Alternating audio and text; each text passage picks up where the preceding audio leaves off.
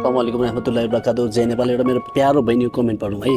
I love you दाई, I love you two बहिनी है। तपाईँको सोच कति राम्रो अल्हम्दुलिल्लाह होइन, तर कतिजनाको खालि झगडा गराउने मात्रै हुन्छ हो नि। अल्हम्दुलिल्लाह तपाईँको यस्तो हो कि अब सोसल प्लेटफर्ममा केही टपिक त चाहिएन यतिकै त मान्छे के थोप्रा राम्रो हुनु पऱ्यो होइन। थोप्रा राम्रो छैन, डान्स गर्न आउँदैन भने टपिक चाहियो। अब टपिक त्यो के हुन्छ थाहा छ?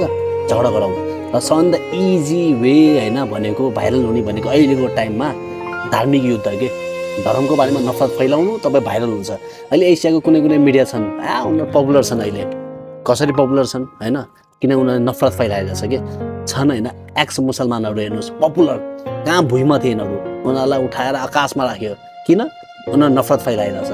उनीहरूलाई हाइमा राख्यो कि न, उनीहरूको औकात केही पनि छैन, औकात केही छैन। उनीहरूले त्यो मिडियामा बसेर जे पाए त्यही बोलिरहेछ होइन, उनीहरू भाइरल। अनि हामी मूर्ख हो कि त्यसलाई हामीले फलो गर्दा हो कि। हेर्नुहोस् अहिलेको टाइममा नफरत फैलाउनेहरू धेरै छन् के, तर हक र सचमा बोल्ने मान्छे कम छन् के। त्यही भएर म भन्छु, बारम्बार भन्छु होइन, हक र सचमा बोल्ने तपाईँसँग क्यापेसिटी छ, क्षमता छ, तपाईँको दुई शब्दले जोडिन्छ भने बोल्नुहोस्, अल्हम्दुलिल्लाह बोल्नुहोस्।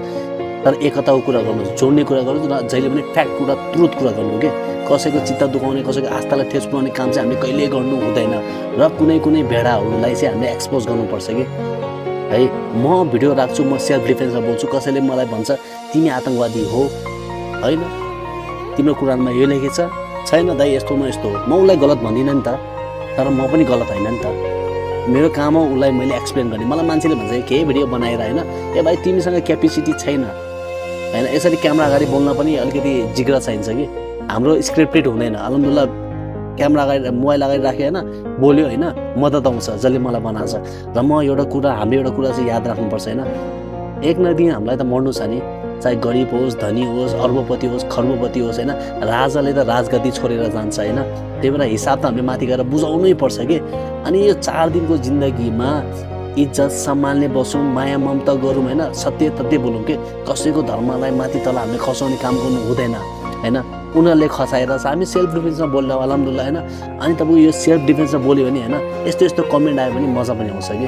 अनि यो काम गरेको कहिले पनि अफसोस हुँदैन कि। त्यही भएर I love you too sister है, किप सपोर्टिङ होइन। इफ मेरो भिडियो मनपर्छ भने सेयर रिपोस्ट गर्नु होला। धन्यवाद।